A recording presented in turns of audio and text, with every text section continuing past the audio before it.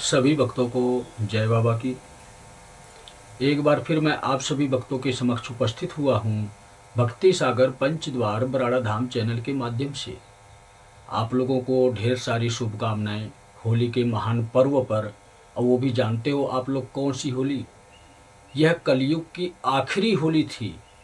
कलयुग की आखिरी होली पर मैं स्वयं कल्कि, काल पुरुष और महाकाल और महाकाली की शक्तियों को धारण करने वाला एक साधारण इंसान और एक अपने सर्व महान गुरु का शिष्य, जो आप लोगों के समक्ष एक सेवक के स्वरूप में उपस्थित है। ऐसा नहीं है कि मैं इस दुनिया का राजा हूँ और आप लोग इस दुनिया की प्रजा हो। आप लोगों को यह पता होना चाहिए, जो राजा होता है, दुनिया का हो या देश का हो, वह राजा सिर्फ एक सेवक के भांति कार्य करता है, तब वह राजा कहलाता है, तब उसकी प्रजा राजा को शीश नवाती है। लेकिन आज के समय के कलयुगी राजा हैं। आप लोगों ने देखा होगा इस समाज के अंदर सोशल मीडिया पर अनेकों लोग ऐसे हैं जो मोदी जी को गाली देते हैं, जो योगी जी को गाली देते हैं, अभद्र टिप्पणी करते हैं। क्यों करते हैं? कहीं ना कहीं तो इंसान के अंदर कोई ना कोई तो बुराई है, इसलिए तो अभद्र टिप्पणी करते हैं। अगर इंसान सच्चा हो, सत्य के मार्ग पर चले, परोपकार का कार्य करे, तो वह एक सेवक होता है।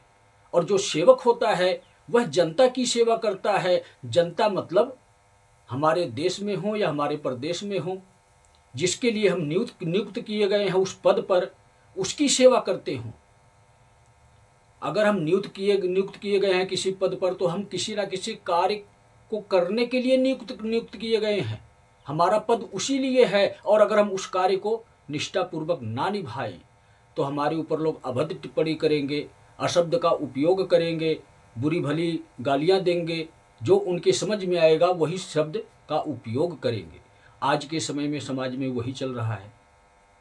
तो अब तक मैं इसीलिए चैनल पर कम से कम आता था कि मुझे अनेकों कार्य करने थे, धर्म की पुनः स्थापना के लिए, सत्य सनातन धर्म की स्थापना के लिए, एक नए युग का निर्माण करने के लिए, जिस युग का नाम है शिव युग। और शिव युग के 3 नियमों का पालन करना हमारा सर्वश्रेष्ठ कर्तव्य है।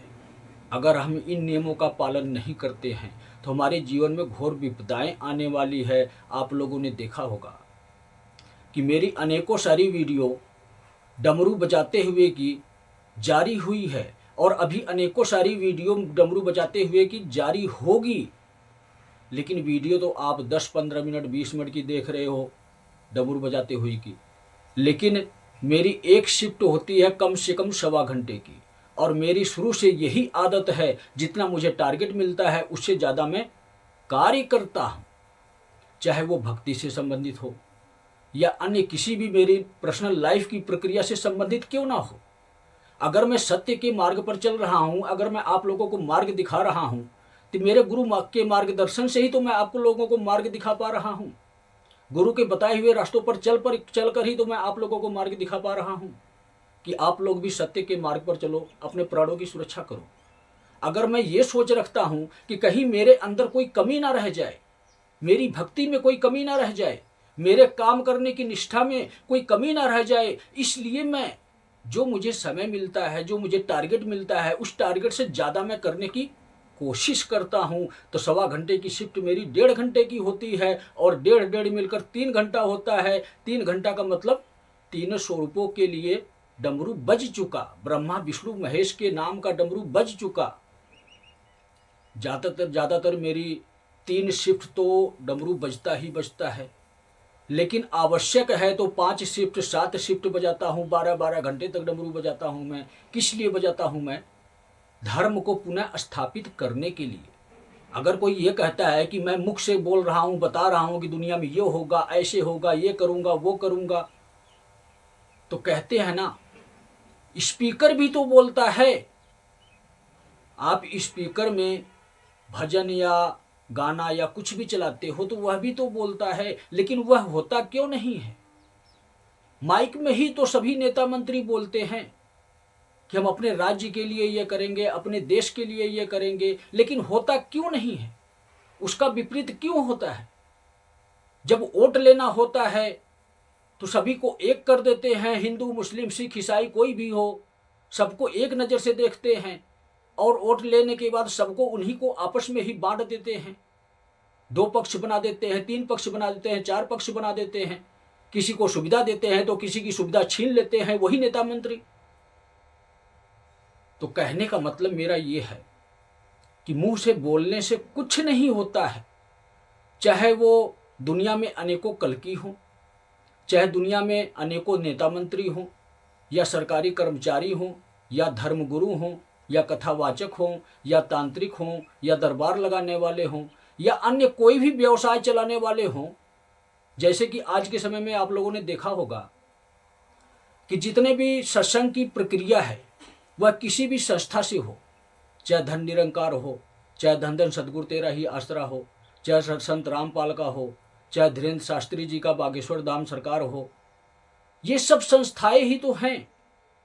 अगर कोई कथा सुना रहा है, अपने संस्था से ज़्यादा लोगों को जोड़ने की कोशिश करता है, चाहे वो प्रवचन सुनाने की प्रक्रिया हो, सत्संग करने की प्रक्रिया हो, अगर कोई अपनी संस्था से, संस्था का कोई नाम दिया है, उस संस्था से ज़्यादा जोड़ने की कोशिश करता है भगवान के नाम पर, परमात्मा के नाम पर, तो वह व्यवसाय है, वह बिजनेस है। और इस प्रकार के बिजनेस को समाप्त करने के लिए मैं आया हूं, और मैं भी तो मुंह से ही बोल रहा हूं। ऐसे ही मेरी तरह ही अनेकों दुनिया में कलकी हैं जो कहते हैं मैं ये करूंगा, वो करूंगा, इस समय ये कर दूंगा, उस समय वो कर दूंगा। कहने वाले तो भविष्यवक्ता भी हैं, ज्योतिषाचार्य भी हैं, अनेकों संत महात्मा भी हैं। वह भी तो कब बता रहे हैं, वह भी आपको समय दिखा रहे हैं कि ज्योतिष के आकलन से हमने ये आपको बताया है, इस टाइम के अंतराल जो इस समय पर यह होगा और हो रहा है। तो वह तो नहीं कह रहे हैं कि अपने आप को कि मैं कल की हूं। बहुत सारे दुनिया में रहने वाले इंसान हैं जो बिल्कुल सत्य घटना आप लोगों की समक्ष रख रहे हैं कि दुनिया में इस समय पर यह होगा, और वैसे ही घटनाएं होती जा रही हैं। जिनके पास इतना ज्ञान है वह कभी नहीं कहते हैं कि मैं कल की हूं। जिनके पास कोई ज्ञान नहीं है, जिनको कली राक्षस चला रहा है, एक राक्षस के माध्यम से उसको दुनिया में होने वाली घटनाएं दिखा रहा है, और सभी साधारण इंसानों को बेवकूफ बनाने के लिए, एक राक्षस कल्कि की पूजा करवाने के लिए ऐसे इंसान को आगे कर रहा है, जो यह समय समय पर बता रहा है कि इस दुनिया में ऐसे होगा, ये होगा, मैं ये कर दिया, मैं वो कर दिया, इस देवी देवता के कहने से मैं ये करता हूं, वो करता हूं, आप लोग मेरे कहने से चलो। तो ऐसे लोग तो आप लोगों को बेवकूफ बना रहे हैं। सत्य यही है, ऐसा कोई कल्कि नहीं है जो बिना कुछ करे जो दुनिया में परिवर्तन ला सके। ऐसा हो सकता है कभी आप कर्म करते हो, धन दौलत कमाते हो, तो अपना जीवन भी चलाते हो, अपना शरीर भी चलाते हो, अपना परिवार भी चलाते हो, दुनियादारी भी निभाते हो। दुनियादारी निभाने का मतलब ये होता है कि जो रिश्तेदारियों की व्यवस्था बनाई हुई है आपकी, वह भी संभालते हो। उसी प्रकार ही कल्कि को भी कुछ करना पड़ेगा। इस पृथ्वी पर जो कल्कि होगा उसको कुछ ना कुछ तो करके दिखाना पड़ेगा कि मैं इस प्रक्रिया से ऐसे ऐसे युग परिवर्तन कर रहा हूं, और जो आने वाला युग है उस युग का ये नियम है, इसके आधार पर अपना आप जीवन व्यतीत करोगे तो आपका कल्याण होगा, आपका उद्धार होगा, अन्यथा आपका संहार होगा। तो मुंह से बताने वाले कल्कि जितने भी हैं कि मैं कल्कि हूं, मेरा ये मैच कर रहा है भविष्य मालिका के हिसाब से, मेरे पास ये प्रमाण है, मेरे पास ये देवी देवताओं का चिन्ह है, यह सब एक कलयुग का भ्रम का माया जाल है। कर्म ही प्रधान होता है, मैं भी जानता हूं, आप भी जानते हो। अगर कोई कल्कि बनता है तो उसको कर्म करना पड़ेगा। शास्त्रों के हिसाब से दुनिया का परिवर्तन नहीं होता है, युग का परिवर्तन नहीं होता है। ऐसा कौन सा शास्त्र है जिस शास्त्र को पढ़कर हम युग परिवर्तन कर सकते हैं? है कोई ऐसा शास्त्र?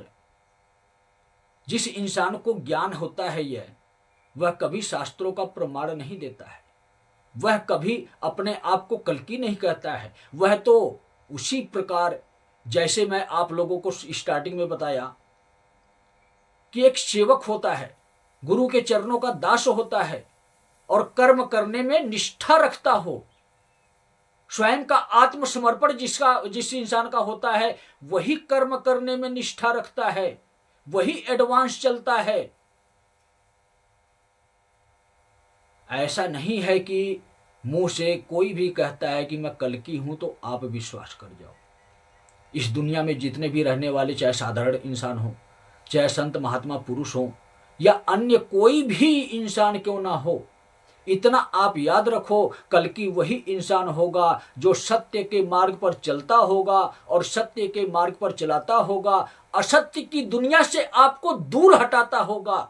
असत्य की दुनिया आप जानते हो कौन सी है? असत्य की दुनिया कलयुग है। अब आप लोग कहोगे असत्य तो पूरी धरती है, पृथ्वी पर रहने वाले इंसान सभी लोग ही असत्य हैं। तो पृथ्वी पर रहने वाले लोग असत्य हैं, यही सत्य है। लेकिन जो युग बने हैं, शिव के श्रेष्ठ 3 युग हैं। क्योंकि शिव के कितने स्वरूप हैं? ब्रह्मा, विष्णु और महेश। जब ब्रह्मा, विष्णु, महेश 3 स्वरूप हैं शिव के, उन्हीं 3 स्वरूपों के लिए 3 युग का निर्माण हुआ है। लेकिन आप लोग ही कहोगे कलयुग भी तो है, चौथा युग भी तो है, आप कैसे कह रहे हो 3 युग का निर्माण हुआ है? यही आपकी भूल है, यही आपकी अज्ञानता है। आपको यही नहीं पता है कि धर्म शास्त्र में कुछ और लिखा है, लेकिन सत्य कुछ और है। ब्रह्मा, विष्णु, महेश 3 स्वरूपों के आधार पर 3 युग का निर्माण हुआ है। और चौथा युग किसके लिए है? राक्षसों के लिए है। इस पृथ्वी पर देवी देवता भी रहते हैं, इस पृथ्वी पर राक्षस भी रहते हैं, और इस पृथ्वी पर जीव जंतु प्राणी और इंसान भी रहते हैं। सभी श्रेणियों में सर्वश्रेष्ठ श्रेणी इंसानों की सुनिश्चित की गई। क्यों की गई जानते हो आप लोग? कि जिस स्वरूप में देवी देवता परमात्मा आते हैं, इंसान के स्वरूप में सबसे सर्वश्रेष्ठ प्राणी, सोचने समझने की क्षमता, अपनी बुद्धि को इस समाज में प्रकट करने की प्रशंसा एक इंसान को ही मिलती है। अपना दिमाग चलाते हो, कोई अच्छा कार्य करते हो तो आपकी प्रशंसा इस दुनिया जहान में होती है। इसलिए चुनाव हुआ है पृथ्वी पर इंसानों का कि इंसान जैसा कर्म करेगा उसी प्रकार से उसको उस श्रेणी में डाल दिया जाएगा। जैसे हमने आप लोगों को बताया, जीव जंतु प्राणी, और जीव जंतु में अनेकों आते हैं।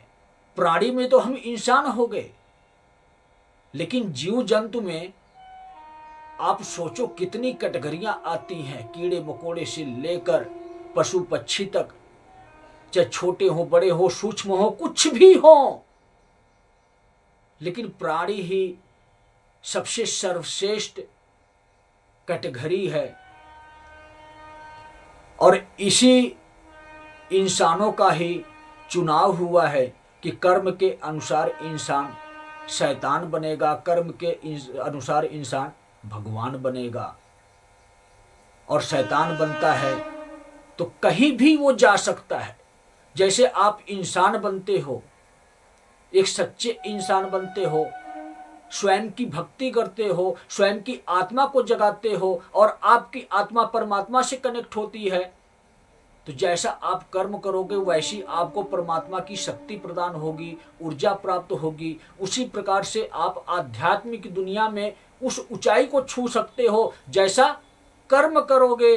उसी प्रकार से अगर आप शैतान बनते हो, जैसा आप कर्म करते हो, जिस स्तर पे बुरे कर्म करते हो आप, उस स्तर पे आपकी श्रेणी बदली जाती है।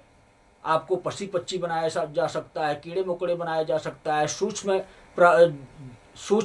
प्राणी बनाया जा सकता है, कुछ भी समझो आप लोग। ज्यादा ही बुरे कर्म करते हो आप तो अधर्म की दुनिया में आपको उठाकर फेंक दिया जाता है। मतलब राक्षसों की श्रेणी में। आपकी मुक्ति ही नहीं होती है। अगर थोड़े बहुत बुरे कर्म होते हैं तो आपका जन्म तो हो जाता है, लेकिन श्रेणी आपकी बदल जाती है। इंसान से आप कीड़े मकोड़े जीव जंतु कुछ भी बन सकते हो। आप प्रकृति में जो पेड़ पौधे हैं वो भी बन सकते हो। आप कर्मों के अनुसार इस दुनिया में ही चुनाव होता है कि आपको पृथ्वी पर उपस्थिति दी जाएगी तो किस स्वरूप में, प्रकृति की सुंदरता के स्वरूप में या प्रकृति पर रहने वाले जीव जंतु प्राणियों के स्वरूप में। लेकिन अगर आपके ज्यादा ही बुरे कर्म होते हैं तो आपकी श्रेणी बदल जाती है। भूत प्रेत में चले जाते हो, जिन पिशाच चुड़ैल डायन अनेकों श्रेणियां हैं। इनमें भी जिस प्रकार का हम कर्म करते हैं, जितना बुरा कर्म करते हैं, उसी हिसाब से हमारा अगला चयन होता है। उसी बात को मैं कहता हूं कि आप अच्छे कर्म करते हो तो भगवान बनते हो, बुरे कर्म करते हो तो शैतान बनते हो। और शैतान में आपको कैटेगरियां आपको पता लग गई होगी। ज़्यादा डिटेल में समझाता हूं मैं, वीडियो बहुत लंबी होती है, आपके समझ में नहीं आता है। और अब फिर आप क्या कहते हो, गुरुजी गोल गोल घुमाते हैं, तो आप यह भी समझो कि पृथ्वी भी गोल ही घूम रही है। वह परमात्मा भी सभी जीव जंतु प्राणियों को गोल गोल ही घुमा रहा है। उसी गोल चक्कर के दायरे में आपको रहना है। लेकिन निकालने के लिए मैं आया हूं, कल्कि बनकर आया हूं, सत्य की मार्ग पर चलाने आपको आया हूं। आपको यह समझाने आया हूं कि आपका कलयुग चला गया। शिव के 3 स्वरूप हैं, 3 युग हैं, सर्वश्रेष्ठ युग हैं। जिस युग में इंसान कर्म करके भगवान बनता था, लेकिन चौथा युग कलयुग है, श्रापित युग है, राक्षसों को वरदान स्वरूप में दिया गया युग है। कौन दिया है जानते हो? शिव ने ही चौथे युग को राक्षसों को वरदान स्वरूप में दे दिया है। और यह पूरा युग कलयुग ही राक्षसों का युग है। राक्षसों की आज्ञा से ही इस युग में कार्य हो रहे हैं, चाहे इंसान हो, चाहे भगवान हो, चाहे शैतान हो। मतलब कि जो इंसानों की दूषित आत्मा प्रेत आत्मा के स्वरूप में प्रकट होती है पृथ्वी पर, और प्रेत आत्मा में अनेकों छोटे बड़ी कैटेगरियां हैं, राक्षसों से लेकर सब कुछ उसी में आते हैं। जो इंसान प्रेत आत्मा में चला गया वह समझ लो असली राक्षस कलयुग का बन चुका है। तो यह है राक्षस भी, इंसान भी, पृथ्वी पर रहने वाले जीव जंतु प्राणी इंसान जो कुछ भी है, और भगवान भी। हम जीव जंतु प्राणियों को संभालने वाले जो भगवान थे, देवी देवता जिनको आप लोग कहते हो, देवी देवता जो थे वह भी कलयुग के नियमों के आधार पर ही चल रहे हैं, अपनी मर्जी से नहीं चल रहे हैं। कहीं ना कहीं वह भी कली राक्षस की गुलामी कर रहे हैं, और उस गुलामी से आजाद करवाने के लिए कल्कि आया है। कोई भी कार्य करने का एक तरीका होता है, एक नियम होता है, और एक आधार दिया जाता है। मतलब सत्य के आधार पर ही सारे कार्य होते हैं। किताबों के आधार पर युग परिवर्तन नहीं होगा। और अन्य युग होता जो शिव के 3 श्रेष्ठ युग हैं, तो उसमें देवी देवता कार्य करते थे, युग परिवर्तन भी करते थे, इंसानों के स्वरूप में भी करते थे। लेकिन आज के समय में जब सभी लोग कली राक्षस की इच्छा से चलते हैं, कलयुग में रहने वाले चाहे देवी देवता हो, इंसान हो या प्रेत आत्माएं हो, कुछ भी हो, सब कली राक्षस की इच्छा से चल रहे हैं। तो क्या कलयुग को बदलने के लिए कोई साधारण मानव और इन किताबों के माध्यम से युग परिवर्तन कर दे? ऐसा संभव हो सकता है? अब आप लोग कहोगे फिर चौथे युग की निर्माण करने की आवश्यकता कहां से आई, क्यों आई? जानते हो कैसे आई यह आवश्यकता? चौथे युग का कोई आकलन नहीं था, कोई सोच नहीं थी, कोई विचार नहीं था, लेकिन दुनिया को चलाने के लिए, सृष्टि को चलाने के लिए एक स्वर्ग लोक की व्यवस्था की गई। यह सोचकर की गई कि इस पृथ्वी पर, इस मृतलोक में जो आत्माएं भेजी जाएंगी, जिस भी स्वरूप में भेजी जाएंगी, उनके कर्मों के आधार पर उनको देवी देवताओं का स्थान दिया जाएगा और पृथ्वी पर सभी इंसानों से उनको पुजवाया जाएगा, उनकी भक्ति करवाई जाएगी। जो देवी देवता हैं इंसान के स्वरूप में ही धर्म को पुनः स्थापित करने के लिए आते हैं।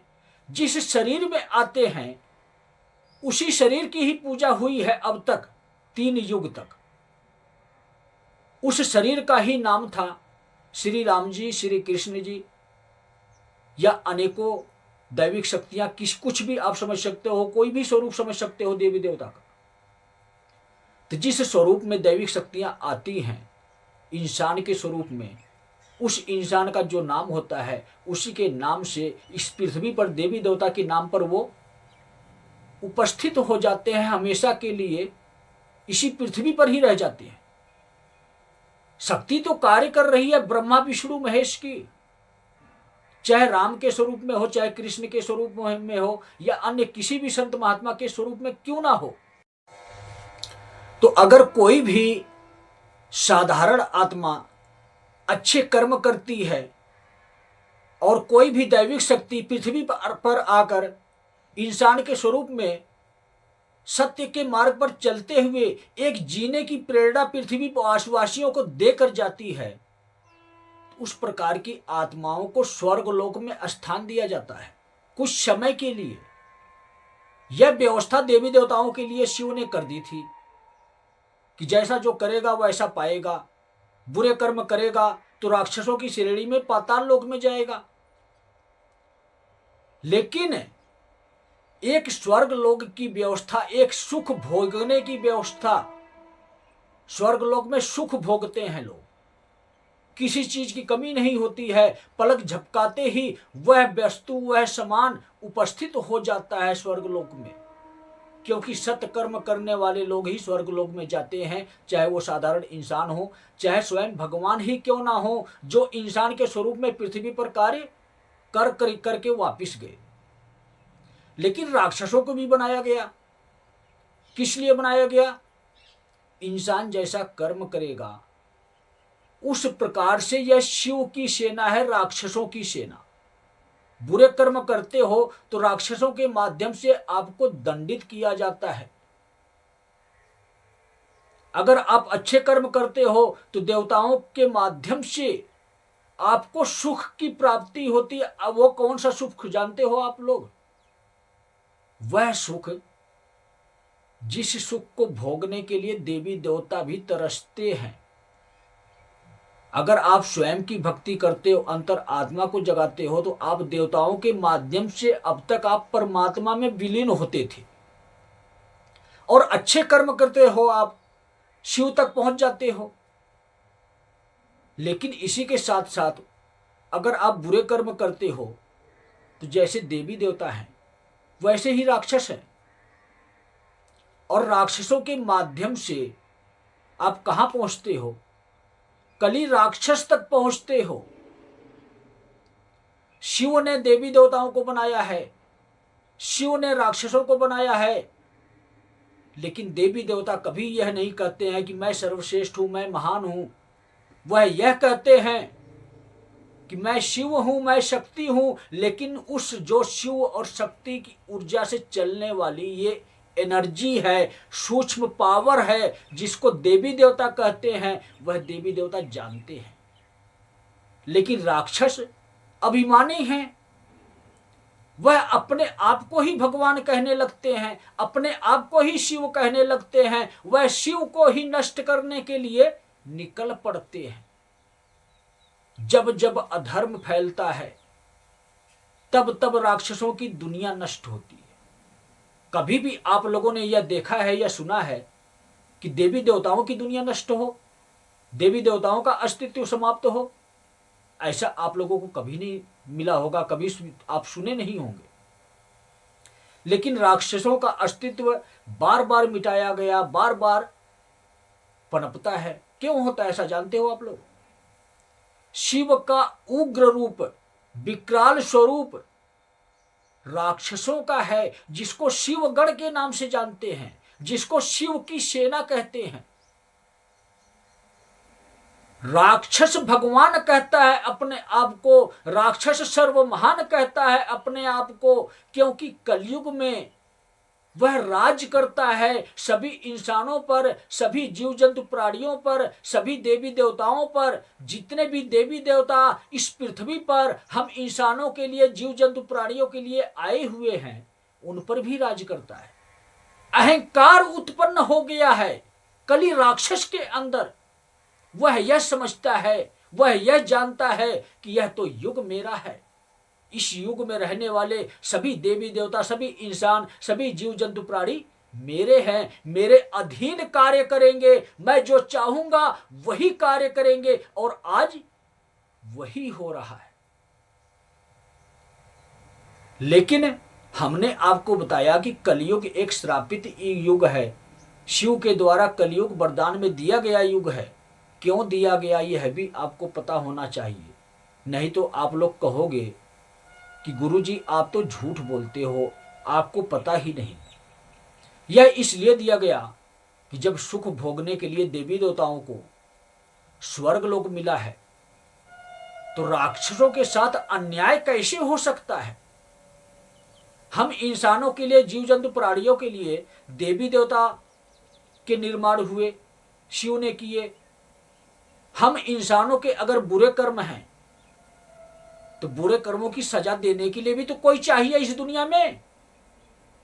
कर्म आप अच्छे करोगे, आप सर्व महान कहोगे, आप शिव तक जाओगे। कर्म आप बुरे करोगे तो आपको सजा कौन देगा? कोई ना कोई तो सजा देने वाला चाहिए। वह शिव नहीं देंगे, वह कुछ नहीं करते हैं, खाली बैठे रहते हैं। कैसे बैठे रहते जानते हो?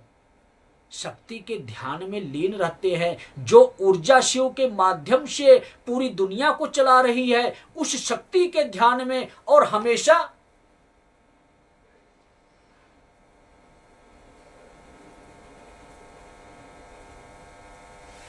इसी अवस्था में, हमेशा समाधि में वह लीन होते हैं, शिव के स्वरूप कार्य करते हैं। इस दुनिया में ब्रह्मा विष्णु महेश के स्वरूप में कार्य करते हैं। वह सब जानते हैं कब क्या होना चाहिए और कब क्या करवाना है, किस इंसान से करवाना है। तभी तो कहते हैं कि जो भी होता है ऊपर वाले की मर्जी से होता है। इंसान अपनी इच्छा से कुछ भी नहीं कर सकता है। अगर अच्छा भी करता है तो उसकी मर्जी से करता है, बुरा करता है तो वह भी उसकी मर्जी से करता है। हम इंसान के स्वरूप में आ गए पृथ्वी पर, हमें कर्म करना है। हम अच्छा कर्म करेंगे तो अच्छा पाएंगे, बुरा कर्म करेंगे तो बुरा पाएंगे। बुरा देने के लिए राक्षस हमारे लिए शिव ने छोड़ रखे हैं, अच्छे का फल देने के लिए देवी देवता हमारे लिए शिव ने छोड़ रखा है। कहां पर छोड़ रखा है? इसी पृथ्वी पर छोड़ रखा है। शिव ने, शक्ति ने अपना स्वरूप, अपना प्रतिरूप इस पृथ्वी पर भेजा, स्त्रीलिंग पुरुष लिंग के स्वरूप में। और वह स्त्रीलिंग पुरुष लिंग हर एक श्रेणी में है, जीव जंतु प्राणी में है, पेड़ पौधे में है, प्रकृति में है। कहीं भी आप देखो, जो आप फल खाते हो, जो आप सब्जी खाते हो, जो आप अनाज खाते हो, वह भी स्त्रीलिंग पुरुष लिंग है। तभी तो सृष्टि चल रही है। आप लोगों को सच पता नहीं है। युग क्यों श्रापित हुआ? यही रहस्य है कि जब देवी देवताओं को स्वर्ग लोक मिला है विराजमान होने के लिए, विश्राम करने के लिए, कि पृथ्वी पर समय समय पर जाएंगे, इंसान के स्वरूप में धर्म को पुनः स्थापित करेंगे और इसके बाद वापस आएंगे तो स्वर्गलोक में विश्राम करेंगे। और राक्षसों को क्या मिला है? जितने भी इंसान बुरे कर्म करते हैं अलग अलग श्रेणियों में जाते हैं। ज्यादा ही बुरे कर्म करते हैं तो पाताल लोक में जाते हैं, राक्षसों की सेना में शामिल हो जाते हैं। अब आप लोग कहोगे राक्षस जब शिवगढ़ हैं तो हम राक्षसों की सेना में शामिल होना पसंद करेंगे, हम तो शिव की सेना में जाएंगे। लेकिन यही तो आप लोगों को नहीं पता है। श्रेणी 2 बनाई गई है, लेकिन तीसरी श्रेणी जौन सी है वह भी शिवगढ़ ही कहलाती है, वह शिव के साथ चलती है। बुरे कर्म करने वाले इंसान जो होते हैं, कर्मों के अनुसार वह पाताल लोक में जाते हैं, राक्षसों के राज में जाते हैं। वहां कुछ पल कुछ क्षण मौज मस्ती करते हैं और इसके बाद उनको वही शिव की असली सेना, जो शिवगढ़ शिव के साथ रहते हैं, उस पाताल लोक से घसीट कर लाते हैं और नरक लोक में डाल देते हैं। कर्मों की सजा मिलना शुरू हो जाती है। बहुत सारे रहस्य हैं, सारा बताएंगे लेकिन समय समय पर बताएंगे। एक वीडियो में समझाएंगे तो गुरुजी आप कहोगे कि गोल गोल घुमाते हो। गुरुजी आपको कभी गोल गोल घुमाना नहीं चाहते हैं, आपको सत्य की राह दिखाना चाहते हैं। तो कलयुग श्रापित युग इसलिए है कि स्वर्ग लोक वरदान स्वरूप में देवी देवताओं को दिया गया है।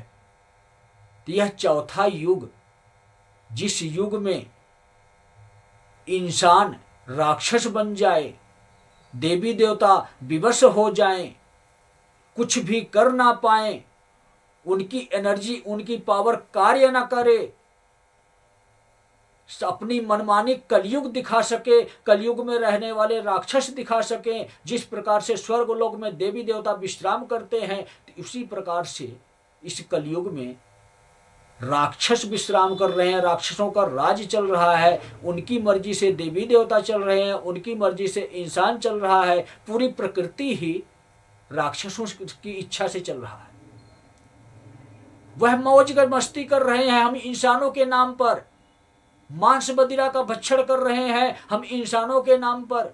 कौन कहता है कि मांस का सेवन करने वाला इंसान राक्षस नहीं है? आप लोगों ने देखा होगा, जीव जंतु प्राणी यह सब प्रकृति के ऊपर निर्भर करते हैं, रहते हैं। प्रकृति हमें जो देती है फल के स्वरूप में, साग सब्जी या अनाज के स्वरूप में, जीव जंतु प्राणियों का सबसे पहला कर्म, सबसे पहला धर्म ही है कि इस प्रकृति में रहने वाली सारी सुविधाओं का उपयोग करें हम। लेकिन हम इंसान सर्वश्रेष्ठ इंसान हैं, सर्वगुण संपन्न इंसान हैं।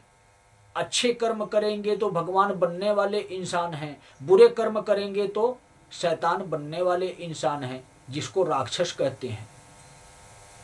अगर हम इंसान राक्षसी भोजन करेंगे, किसी की हत्या करके उसके मांस का सेवन करेंगे और मदिरा पीकर अपने आप को भूल जाएंगे कि हमारा असली कर्म क्या है। यह राक्षसों की दुनिया है, राक्षस भी मौज मस्ती कर रहे हैं और इन इंसानों को भी राक्षसों के राज में, इस कलयुग में मौज मस्ती करने के लिए कह रहे हैं कि भगवान को भूल जाओ, तुम्हारा भगवान मैं हूं, मेरे नाम की खुशियां मनाओ, मैं कली राक्षस हूं। यह कली राक्षस कह रहा है सभी इंसानों की, मैं कली राक्षस हूं, मेरे नाम की खुशी मनाओ। भगवान का नाम लोगे, उस असली भगवान का जो पूरी दुनिया को चला रहा है, जो ब्रह्मा विष्णु महेश के स्वरूप में, जिस प्रकार शिव और शक्ति हैं, उसी प्रकार ब्रह्मा विष्णु महेश की अर्धांगिनी भी हैं। स्त्री और पुरुष की जोड़ी ही उस भगवान के यहां भी है, स्त्री और पुरुष की जोड़ी इस इंसान के यहां भी है।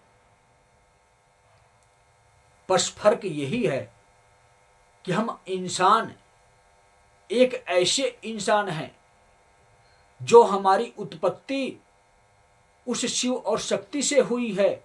हमें यह याद रखने की जरूरत है, आवश्यकता है। अगर हम यह भूल जाते हैं तो हम राक्षसों के राज में राक्षस बनकर इस दुनिया में रह रहे हैं। हम यह भूल चुके हैं कि हमारी उत्पत्ति कहां से हुई।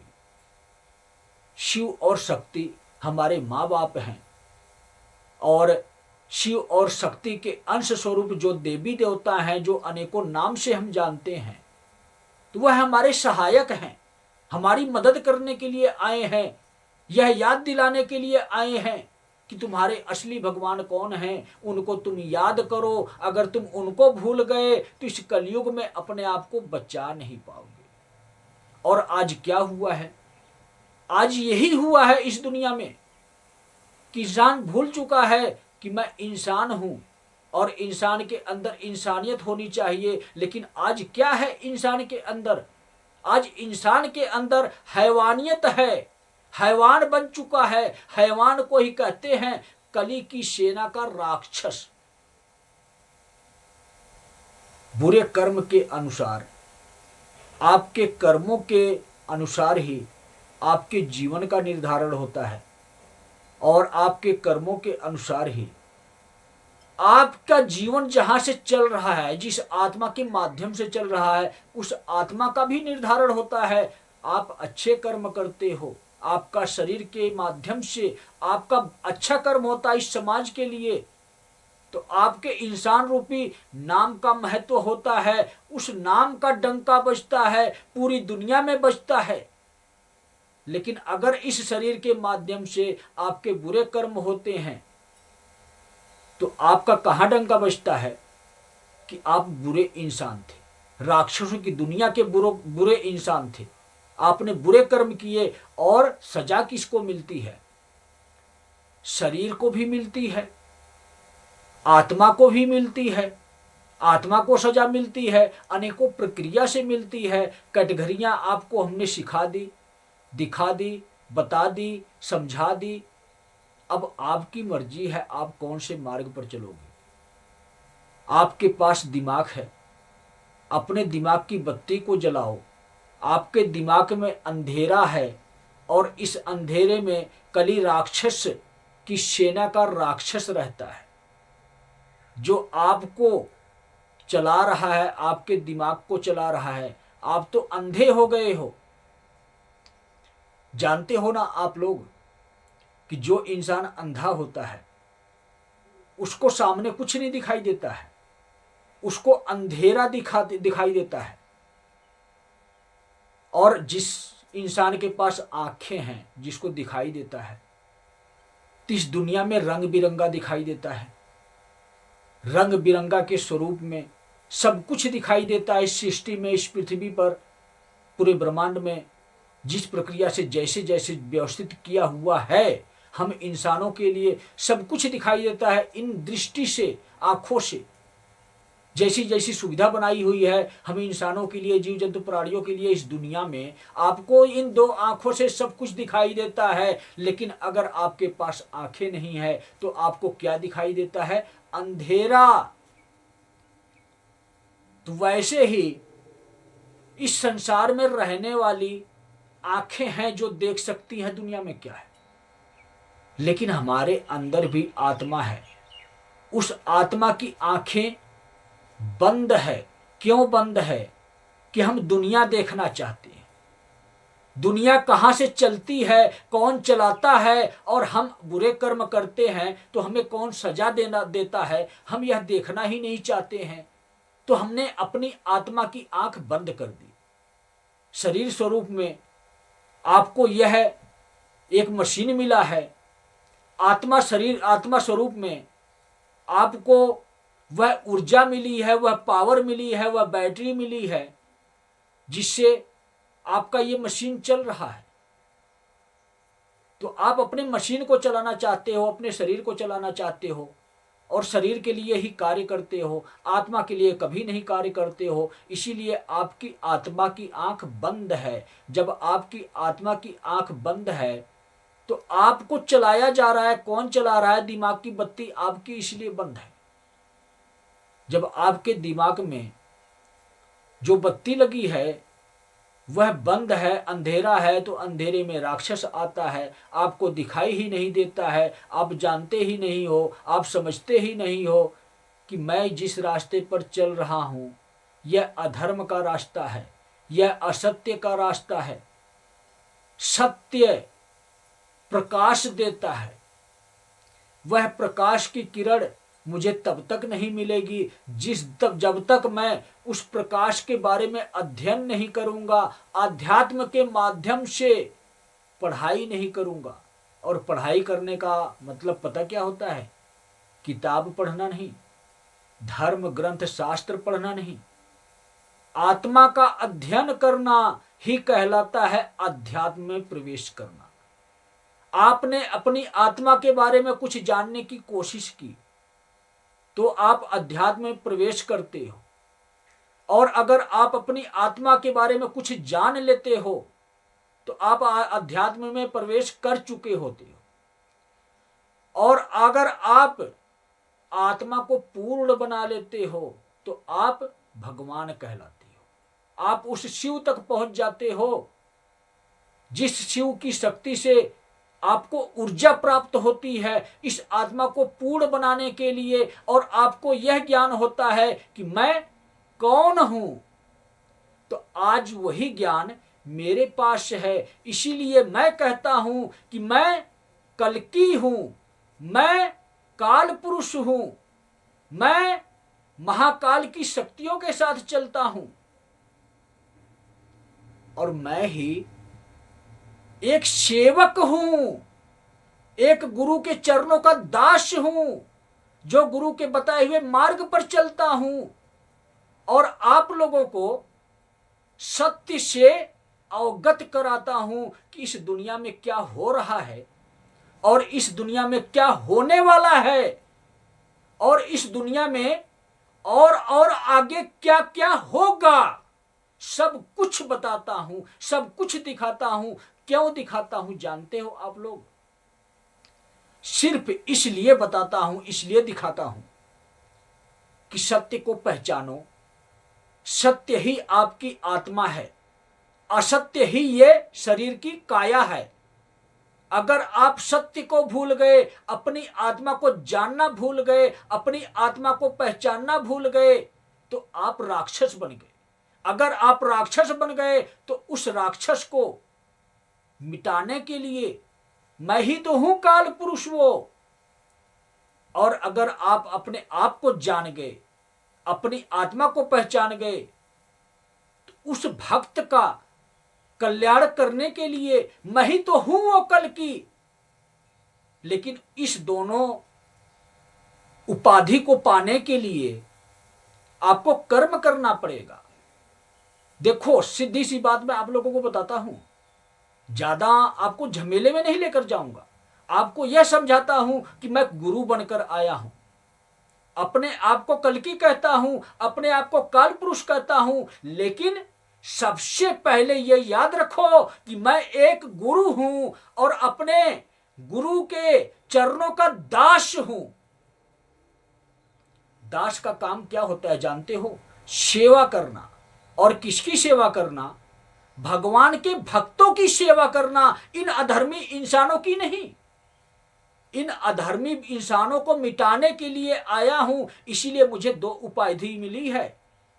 कल्कि बनकर आया हूं भक्तों का कल्याण करने, काल पुरुष बनकर आया हूं अधर्मियों का संहार करने। लेकिन इस दोनों उपाधि से पहले एक गुरु बनकर आया हूं, आप लोगों को रास्ता दिखाने कि जितने भी भगवान के भक्त हैं आ जाओ मेरे साथ, जितने भी अधर्मी हैं चले जाओ कल्कि के साथ। आप लोगों ने बहुत पुरानी वीडियो एक देखी होगी, जिस वीडियो का नाम है कि दुनिया दो भाग में बंट चुकी है, अब होगा धर्म युद्ध। एक तरफ अधर्मी, एक तरफ भगवान के भक्त, वह भी सच्चे भक्त। वही भक्त तो कल्कि की सेना कहलाएंगे, वही भक्त तो शिव की असली सेना कहलाएंगे। और दूसरी तरफ कली राक्षस के भक्त। कली राक्षस के भक्त ही तो हैं वो, जो अंध भक्त हैं, जिनको दिखाई नहीं देता है कि दुनिया में क्या परिवर्तन आ रहा है और हमें कौन सा परिवर्तन करना चाहिए। वह यह भी भूल गए हैं कि मुझे अपना परिवर्तन करना है, अपना परिवर्तन करूंगा तो दुनिया में परिवर्तन देख पाऊंगा, और अपना परिवर्तन नहीं करूंगा तो मैं ही परिवर्तित हो जाऊंगा। या तो भगवान का भक्त बन जाऊंगा या तो अधर्मी बन जाऊंगा। अगर भगवान का भक्त बन गया तो कल की कल्याण कर देगा, अगर अधर्मी बन गया तो काल पुरुष संहार कर देगा। गुरु वही तो बताने आए हैं, कल की वही तो बताने आए हैं, कल की वही तो समझाने आए हैं। कल की गुरु बनकर आपको हाथ पकड़कर यह दिखा रहे हैं कि देख कौन है ये, यही है कली राक्षस जो तेरा अंत चाहता है, और यही है कल की जो तेरा उद्धार करने आया है। तू तो भूल गया कि तू एक इंसान है, तू एक मानव है, और तू तो आज शैतान है। वह शैतान जो जानता नहीं है कि मैं कौन हूं। तू शिव और शक्ति की संतान है, तुझे पता होना चाहिए। जब तू शिव की संतान है, उस शिव और शक्ति का पुत्र है, तो कैसे अपने आप को भूल गया? जब तू अपने आप को भूल गया तो मैं कहता हूं कि मैं तुमको भूल जाऊंगा कि तुम कौन हो। मैं तुम्हारी पहचान ही एक अधर्मी इंसान से करूंगा, और जब मेरी पहचान कल की है, मेरी पहचान काल पुरुष है, मेरी पहचान संत श्री प्रमोद जी महाराज है जो ब्रह्मा का अवतार है, ब्रह्म ज्ञान देता है। तो तीनों स्वरूप जब मेरे अंदर हैं तो क्यों नहीं पहचानते तुम कि मैं कौन हूं? क्यों नहीं जानते तुम कि मैं कौन हूं? जब नहीं जानते हो, जब नहीं पहचानते हो, तो मैं बताता हूं मैं कौन हूं। मैं कालों का भी काल हूं, मैं ही वो महाकाल हूं जो अधर्मियों के लिए काल बनकर मंडराऊंगा, उनके जीवन में मंडराऊंगा, पूरी दुनिया में से अधर्मियों को मिटाऊंगा। आप लोग देखते होंगे आज के समय में क्या चल रहा है। भारत देश की तो छोड़ो, भारत देश मेरी छत्र छाया में है। अगर अधर्मी भी है, वह जीवित बचा है, अभी तक बचा है, तो मेरी छत्र छाया में है। भगवान का भक्त है तो उसको सुरक्षा मिल रही है, तो मेरी वजह से मिल रही है, मैं दे रहा हूं सुरक्षा। लेकिन एक बार इस दुनिया में नजर घुमाओ और देखो आज के समय में जिस दुनिया में क्या हो रहा है, क्या अनर्थ हो रहा है। अब तक तो छोटे छोटे युद्ध हुए, अब तक तो युद्ध होकर शांत हो गए, लेकिन अब तीसरा चरण चल रहा है। युद्ध भी शुरू हो चुका है, परमाणु युद्ध की भी तैयारी चल रही है, दुनिया को नष्ट करने की बारी भी चल रही है, इन अधर्मियों को आपस में ही लड़वाने की तैयारी भी चल रही है। हमने आप लोगों को बताया कि समय से पहले नहीं संभलोगे, नहीं बदलोगे, तो मैं आपको संभलने और बदलने से अलग एक प्रतिक्रिया और दिखाने आया हूं, आपको इस दुनिया से मिटाने आया हूं। क्योंकि बार बार एक ही बात कहता हूं मैं कि हम इंसानों के लिए सादगी भरा जीवन, और हम इंसानों के लिए सृष्टि में पृथ्वी से उपजने वाली वस्तु, मतलब इस पृथ्वी से जो हमें आहार प्राप्त होता है, खाने का आहार इंसानों के लिए बना है। और जो इंसान इस आहार का सेवन करता है वही इंसान जीवित रहता है। जो इंसान किसी इंसान स्वरूपी काया का खाने में प्रयोग करता है, जीभ का स्वाद लेने में प्रयोग करता है, उसका अंत करने के लिए आया हूं। हमारे भारत देश में खाना सीख रहे हैं। भारत देश के जो इंसान हैं वो हैवान बन रहे हैं, हैवानों की तादाद बढ़ रही है। भारत देश को छोड़कर अन्य देशों में देखो, मांस के सेवन के ऊपर वो निर्धारित हैं। अगर मांस ना हो तो उनका जीवन नहीं है, वह सभी राक्षस हैं। यह मेरी रणनीति है। जो विश्व युद्ध है वह तो बाद में होगा, विश्व विजेता मैं और भारत देश बाद में होगा। अभी तो राक्षसों का संहार होगा। इसीलिए हमने ये वीडियो जारी की थी, 1 अप्रैल से पहले अपने देश वापिस आ जाओ, अन्यथा कोई भी बचेगा नहीं। राक्षसों के राज्य में रहोगे तो राक्षसों का सर्वनाश हो रहा है, और उस सर्वनाश की कहानी में आपका नाम भी ना आ जाए, आपका परिवार पढ़े और बाद में आंसू बहाए। तो 1 अप्रैल से पहले जितने भारतीय हैं वापिस आ जाओ। अगर वापिस आ जाते हो तो इतना यह भी याद रखना, मेरी चेतावनी है कि इंडिया में, भारत में कदम रखने के बाद मांस का सेवन कर दिए तो तुम्हारा फैसला लिख दूंगा मैं, किस पृथ्वी पर नहीं रहोगे। भारत में, इंडिया में वापिस आते हो तो सादगी भरा जीवन जीना है, अपने इसी पृथ्वी से उपजाऊ वस्तुओं का ही उपयोग करना है इस शरीर को चलाने के लिए, तभी आपको जीवन मिलेगा। और इस शरीर की आत्मा को चलाने के लिए शिव योग के 3 नियमों का पालन भी करना होगा, तब जाके उद्धार करूंगा, संहार नहीं करूंगा। अन्यथा जीवन तो दे दूंगा मैं, युग परिवर्तन जब तक हो रहा है तब तक जीवित तो रह जाओगे, लेकिन युग परिवर्तन का जो आखिरी चरण है उस चरण में पृथ्वी से उठा दूंगा, पृथ्वी से मिटा दूंगा। इतना याद रखना आप लोग। मैं कभी कोई मजाक नहीं करता हूं, मैं कभी कोई झूठ नहीं बोलता हूं, सत्य की दुनिया बनाने आया हूं। सत्य की ध्वजा को, ओम की ध्वजा को दुनिया में लहराने आया हूं, क्योंकि मैं ही वह शिव की शक्ति हूं जो इंसान स्वरूप में आपको दिखती हूं। अब उस इंसान को आप क्या समझते हो वह आपको निर्भर है।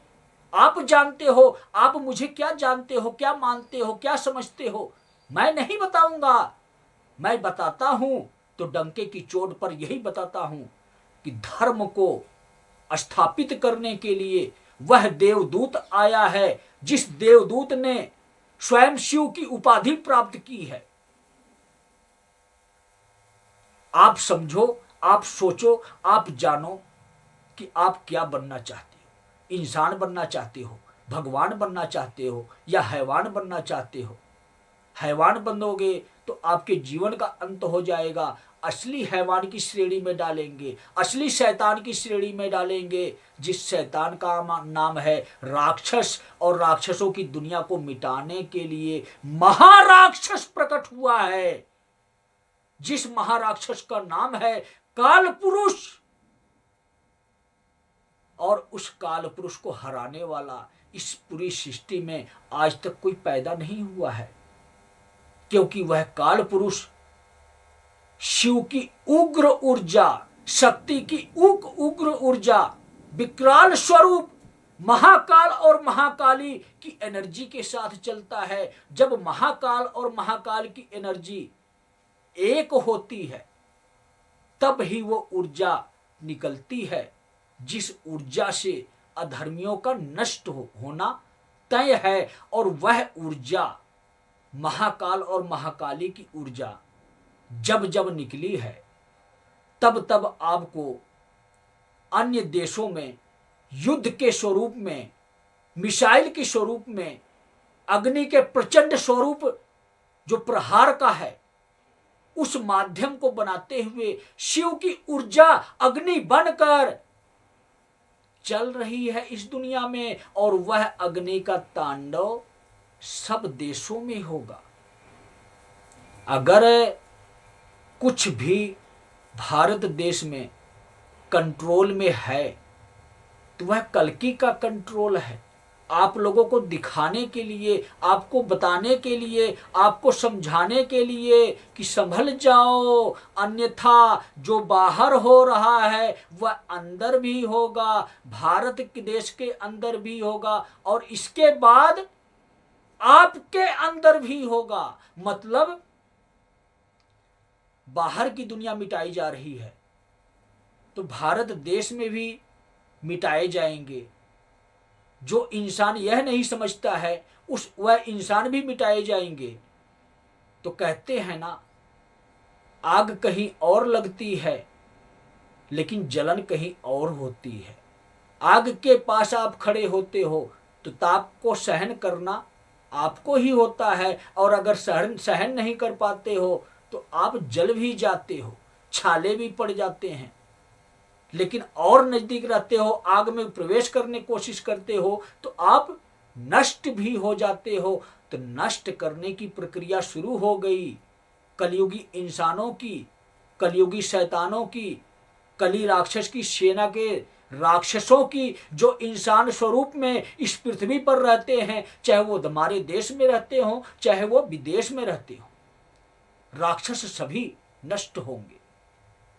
यह बिल्कुल वह सत्य घटना आपको दिखा रहा हूं जो दुनिया में होने वाली है, जिसकी नींव मैंने रख दी है इस 2026 की आखिरी होली पर।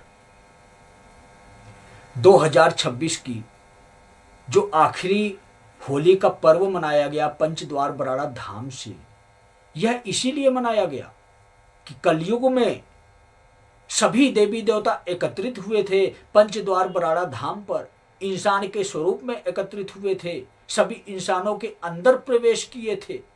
वह इंसान शुद्ध हो गया जो इंसान 2026 की होली के पर्व पर पंचद्वार बराड़ा धाम पर था।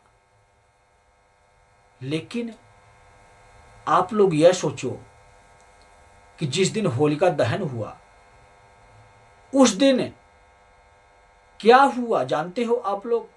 वह आग लगाई गई पूरी दुनिया के लिए जिसमें सारे अधर्मी जलेंगे, सारे अधर्मी जलेंगे।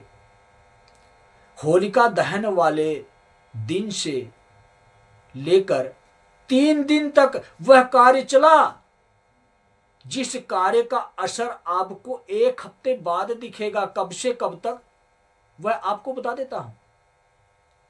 जैसे कि 3 तारीख को होलिका दहन हुआ, 3-3-26, तो आप अंक जोड़ लेना कितना बनता है, उसका महत्व समझ लेना, आकलन कर लेना कि आगे दुनिया में क्या होने वाला है। मैं यह रहस्य नहीं बताऊंगा, बस इतना याद रखो 3-3, 3-3-6 भी होता है, 3-3-9 भी होता है। तो सोचो समझो विचार करो, नवग्रह नव दुर्गा, तो समझो आप लोग मैं क्या समझा रहा हूं। 3-3-6 भी होता है। शिव के 3 स्वरूप हैं, ब्रह्मा विष्णु महेश के, और ब्रह्मा विष्णु महेश की अर्धांगिनी भी हैं स्त्री स्वरूप में। तो तीनों स्वरूपों के का 6 सदस्य हो गए। तो 3-3-6 भी होता है, 3-3-9 भी होता है। शक्ति के सारे स्वरूप 9 ही हैं। उसी 9 से पूरी दुनिया चल रही है, उसी 9 से ही नवग्रह का निर्माण हुआ है।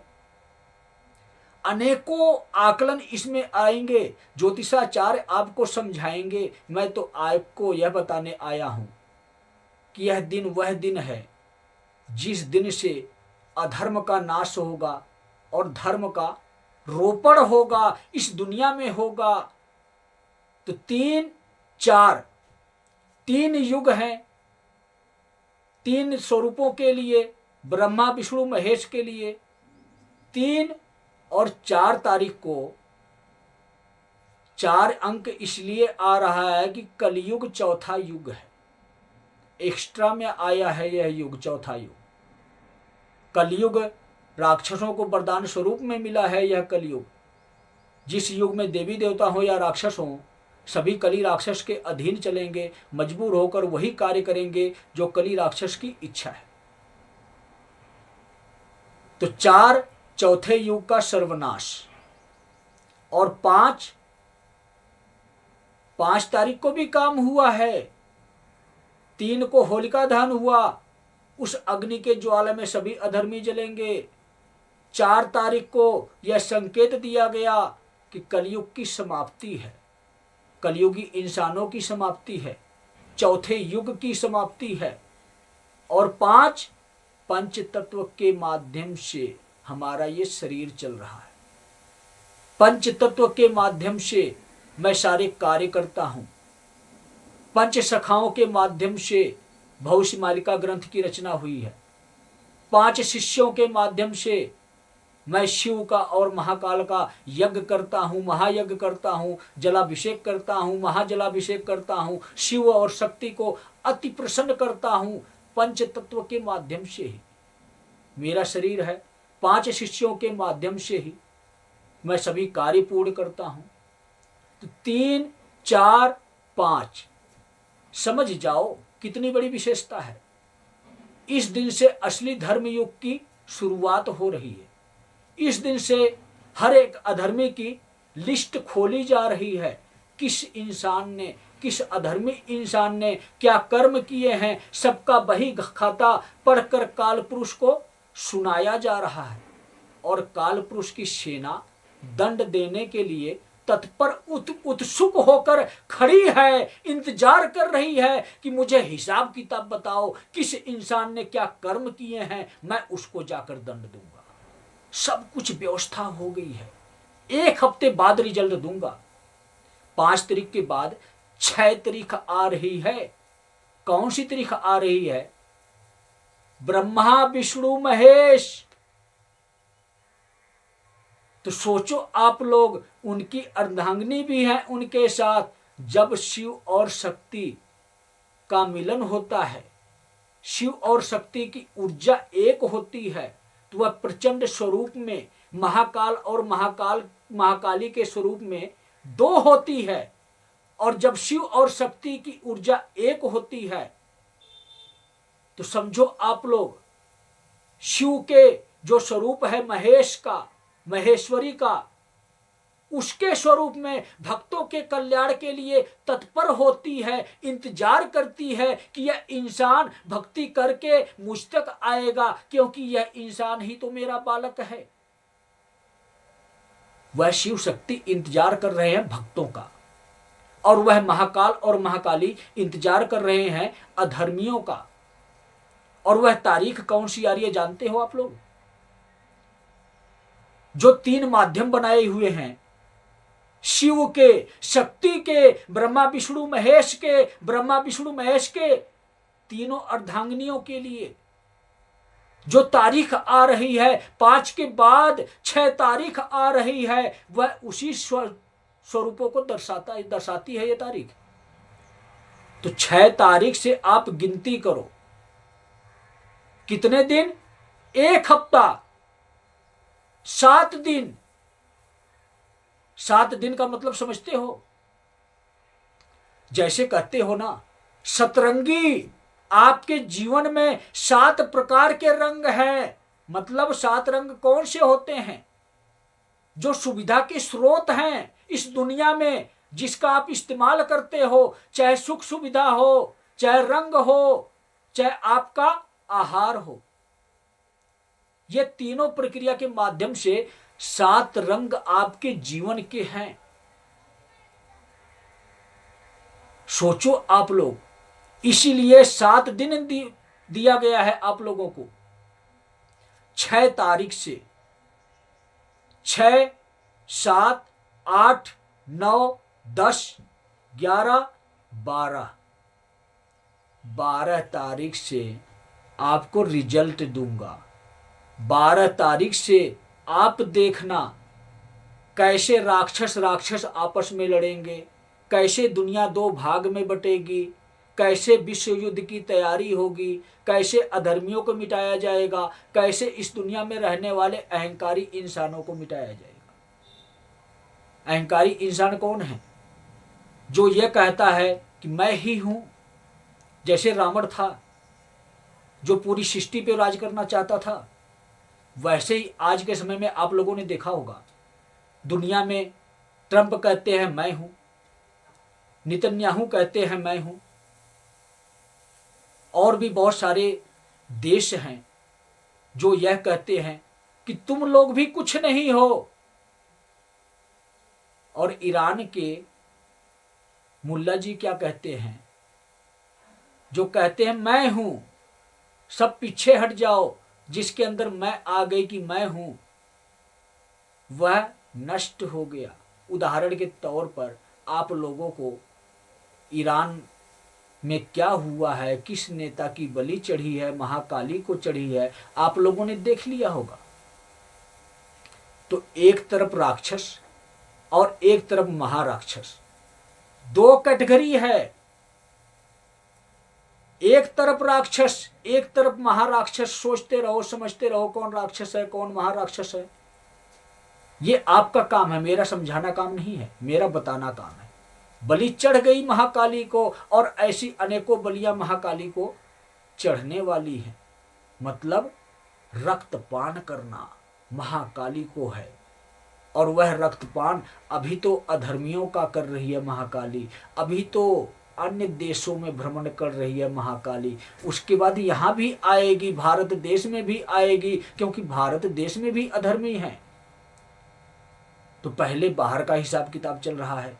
बाहर के हिसाब किताब में क्या क्या होगा, कैसे दो गुट में दुनिया बटेगी, यह आपको 12 तारीख के बाद 13 तारीख को देखने को मिलेगा।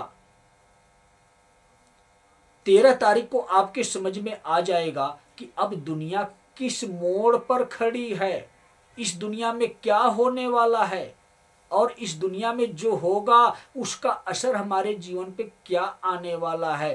13 तारीख बहुत महत्वपूर्ण दिन है। सभी न्यूज चैनल यही दिखाएंगे कि अब क्या होगा। तो सभी भक्तों को जय बाबा की।